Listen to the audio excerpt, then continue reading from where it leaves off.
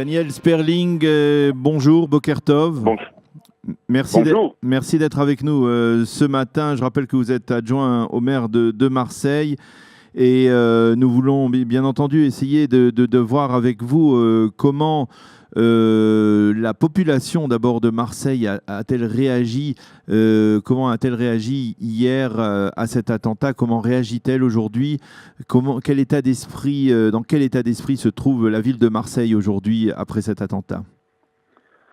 Bien, écoutez, on est extrêmement, bien sûr, choqués à Marseille, puisque, comme vous le savez, en Israël, vous qui êtes attaqués tous les jours dans tout le pays, Marseille, en France, avait été épargnée malgré les affaires qui ont été subies de plein choc par la France. Je parle des affaires de Charlie, de Paris, de Bruxelles, de Nice.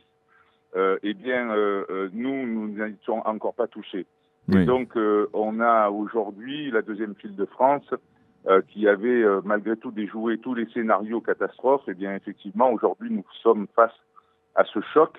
Le maître mot qui, depuis hier, autant dans les réseaux sociaux que sur le terrain, puisque j'ai moi-même été à l'intérieur de la ville et à l'intérieur du périmètre, c'est résister.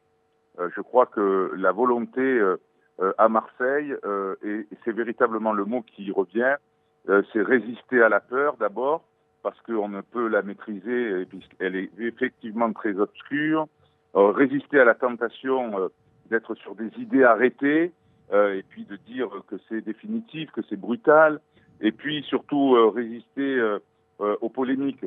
Je crois qu'il y a, par la classe politique qui aujourd'hui à Marseille est fortement représentée de la droite à la gauche jusqu'à l'extrême droite, il n'y a pour l'instant, et nous le souhaitons et nous espérons qu'il n'y en ait pas, de polémique sur ce sujet. Alors, comment les autorités ont réagi? On a entendu tout à l'heure un témoignage d'une témoin qui est arrivée dans la gare quelques instants après l'attentat. Elle disait qu'en fait, les forces de sécurité semblaient extrêmement bien maîtriser la situation et tout de suite, elles ont parlé d'attentat, alors que d'un autre côté, on a lu dans la presse et les médias et sur les sites d'information que le maire de Marseille avait quelques difficulté à reconnaître le fait qu'il s'agissait d'un attentat tout au début, peut-être. Est-ce que ça a été plus nuancé, on va dire, la position des autorités concernant l'origine, en tout cas, de cet acte? Alors, le prisme que vous avez au Moyen-Orient a été effectivement très déformé parce que c'est pas du tout le cas. Ce qui a été le cas, c'est les propos du ministre de l'Intérieur, Gérard Collomb, qui a pris toute la dimension des expressions pour ne pas immédiatement dire que c'était un attentat. En l'occurrence, le maire, qui était présent au moment du point presse du ministre de l'Intérieur, en présence de Renaud Muselier, président de la région Provence-Alpes-Côte d'Azur, ça a été immédiatement de reprendre la parole derrière le ministre de l'Intérieur, alors que le ministre de l'Intérieur ne le qualifiait pas d'attentat terroriste. Le maire de Marseille l'a immédiatement qualifié comme tel.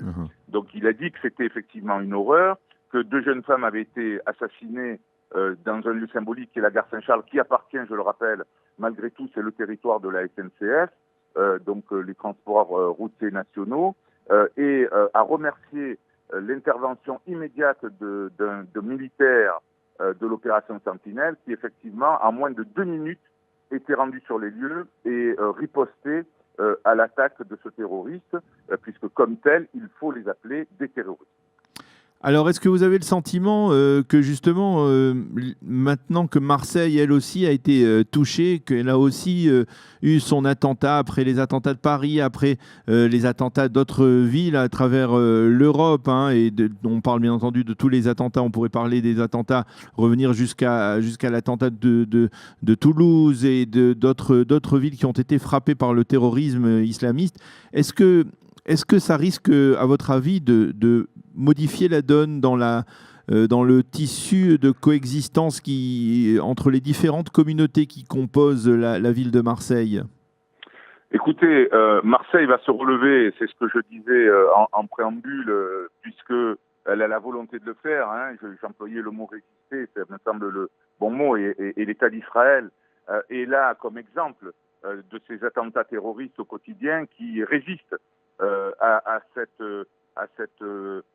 ces islamistes, bien entendu, qui utilisent la religion comme étant un des fers d'action contre la démocratie.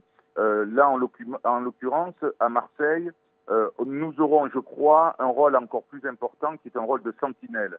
Et je crois vraiment à la volonté des musulmans à Marseille de se réveiller pour dire non à cela. Parce que je crois aussi que les musulmans doivent, et ceux qu'ils sont organisés, puisqu'il y en a un certain nombre à Marseille, peuvent se réveiller et prendre des initiatives pour dire maintenant, nous ne devons plus être instrumentalisés par des terroristes islamistes qui utilisent le Coran comme fer de lance et des attaques contre la démocratie.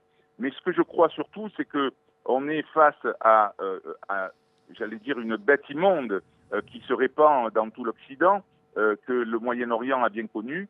Et je crois que l'État a pris les bonnes mesures pour réagir à cela, puisque maintenant, elle va faire disparaître l'état d'urgence en France, mais elle va renforcer ses moyens pour lutter contre les terroristes, puisqu'elle va l'intégrer dans la loi. Alors, Justement, vous étiez en Israël il y a quelques semaines. On vous avait interrogé à l'époque à la tête d'une délégation de la ville de Marseille. Mais est-ce que finalement, après un tel attentat, d'une certaine manière, vous ne seriez pas tenté de revenir ici, peut-être pour essayer de prendre, d'essayer de puiser un peu de l'expérience des Israéliens en matière de lutte ou de prévention contre le terrorisme, y compris contre ce type de loup solitaire qui s'attaque de manière impromptue, sans véritablement planification contre des civils? Est-ce que finalement on peut s'attendre à une visite d'une délégation de Marseille qui viendrait ici mieux comprendre un peu cette réalité?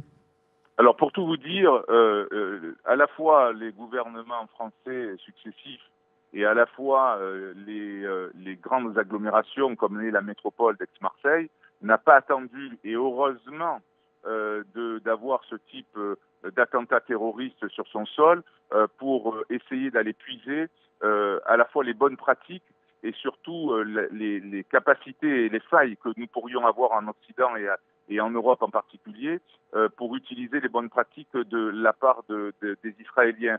Parce que je crois que c'est quelque chose qui est récurrent. Je crois qu'aujourd'hui, Israël a montré tout son savoir-faire et son faire-savoir. Donc je crois que nous avons des relations constantes. Ce que je crois beaucoup plus, c'est utiliser, puiser de l'expérience israélienne la volonté de faire en sorte que la population y soit associée.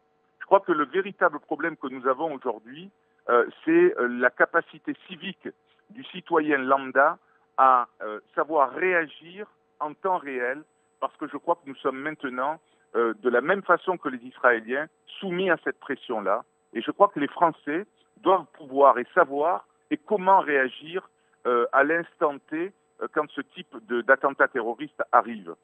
Et je crois que c'est ça qui doit être aujourd'hui un des fers de lance de l'information citoyenne. Et j'y prendrai toute ma part, puisque comme vous le savez, au-delà de ma délégation du numérique, j'ai aussi tout ce qui concerne les actes administratifs, et je reçois plus de 800 000 Marseillais par an dans les bureaux municipaux de proximité.